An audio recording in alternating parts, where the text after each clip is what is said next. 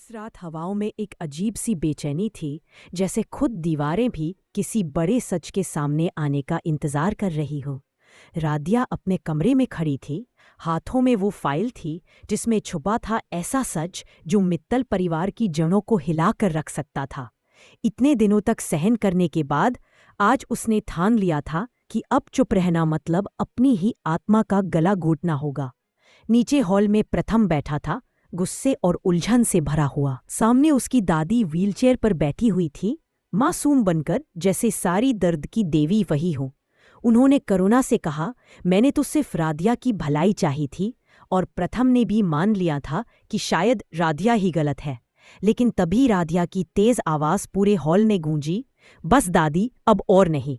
सब चौंक कर उसकी ओर देखे। वो उस फाइल के साथ अंदर आई और दादी की तरफ देखते हुए बोली, ये बकवास नहीं है, ये सच्चाई है, आपकी सच्चाई, जो अब सबके सामने आएगी। उसने मेडिकल रिपोर्ट सबके सामने रख दी, जिसमें साफ लिखा था कि दादी को कोई गंभीर चोट नहीं, कोई फ्रैक्चर नहीं। व्हीलचेयर पर बैठना सिर्फ एक एक्ट था, एक प्लानिंग थी ताकि राधिया पर दोष डाला जा सके। प्रथम के होश उड़ गए। ये क्या है? उसने चौंक कर पूछा। राधिया ने दूसरी रिपोर्ट निकाली जिसमें दादी के साइन थे और बताया कि कैसे उन्होंने डॉक्टर को पैसे देकर झूठी रिपोर्ट बनवाई थी। दादी ने जब झूठ बोलने की कोशिश की तो राधिया ने अपनी ताकत दिखाई और कहा कि भगवान के घर देर है, अंधेर नहीं। ओमकार जी भी स्तब्ध रह गए जब उन्होंने अपनी माँ से पूछा, क्या ये सच है? और दादी चुप थी, उनके पास कुछ भी कहने को नहीं बचा था।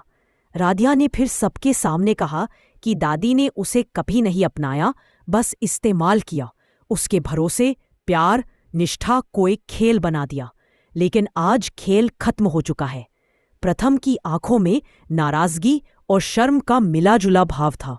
उसने फोन उठाया और सख्ती से बोला, हेलो इंस्पेक्टर शर्मा, तुरंत मित्तल भवन आइए।